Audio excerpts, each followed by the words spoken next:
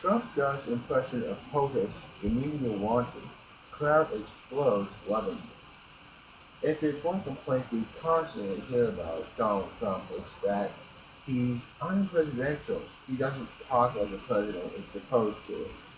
We hear he doesn't act like someone in the office should, with decorum and dignity.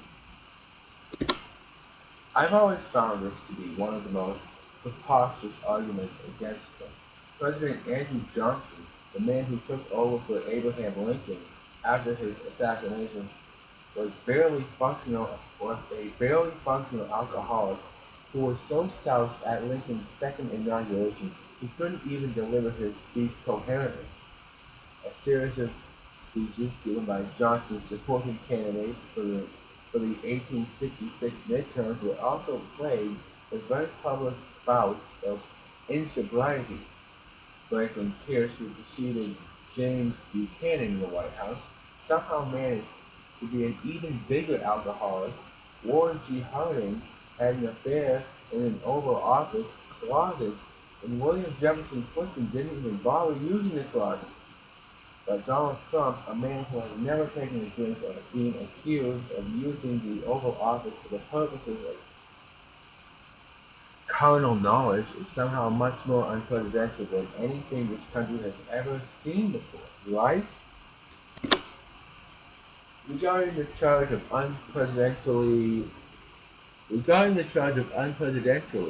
Trump has had his fun with it, and he managed to have even more fun on Saturday when he appeared at a huge campaign rally for Pennsylvania State Representative Rick Saccone, who was in a tight race for a vacated seat in the Pittsburgh suburbs. According to The Hill, Trump decided to respond to a Wall Street Journal article which asked if the president was a good speaker. You know how easy it is. You know how easy it is to be presidential, Trump said, but you'd be out of here right now. You'd be so bored because I could stand up, right?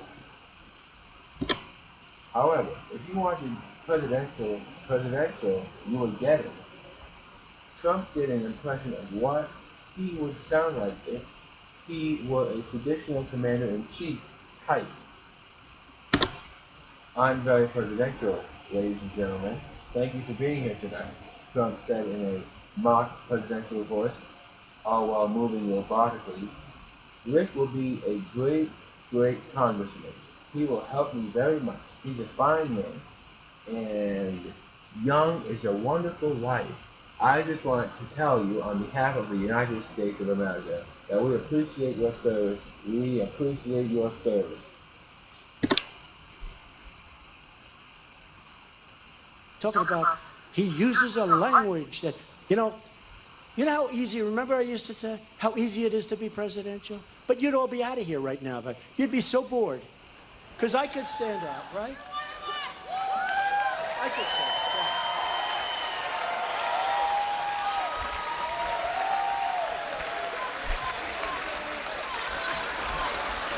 Yeah. I'm very presidential. Ladies and gentlemen, thank you for being here tonight. Rick Saccone will be a great, great congressman. He will help me very much. He's a fine man, and Yang is a wonderful wife. I just want to tell you on behalf of the United States of America that we appreciate your service. We appreciate your service.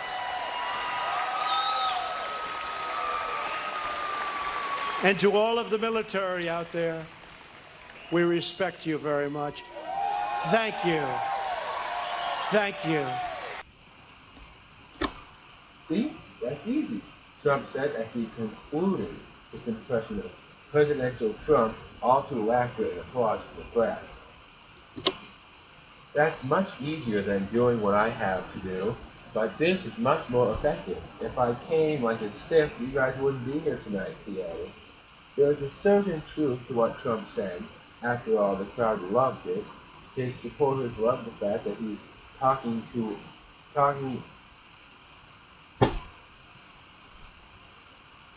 There is a certain truth to what Trump said. After all, the crowd loved it.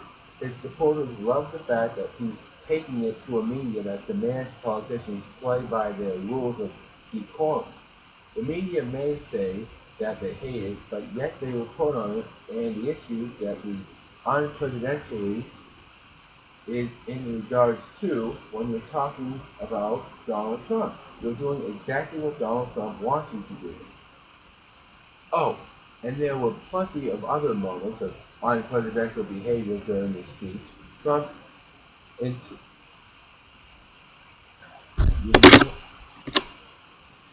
Trump intimated he might like to follow Asia's lead in using the death penalty against drug traffickers. He went after Maxine Waters, Chuck Todd, and Oprah Winfrey inner alia. He was clearly having fun, and so was the audience. Whether or not this strategy remained productive is anyone's guess. Trump's visit to Pennsylvania was prompted by the underperformance of the aforementioned GOP House candidate Rick Saccone, who's in a toss-up race in a district Trump won by 20 points. Part of this has to do with the fact that the seat was vacated by a Republican in a who leapt in scandal, and part of it is the fact that Saccone is about as inspiring as Ben Stein's teacher in Ferris Bueller's Day Off, while his opponent has garnered all kinds of uncritical press, which has painted him as kind of a John Ossoff redux. That said, if Saccone is boring and ineffectual at turning out the voters, it was clear from Saturday's rally that the president still has the ability to add a spark to any campaign. Sure, it may not be presidential.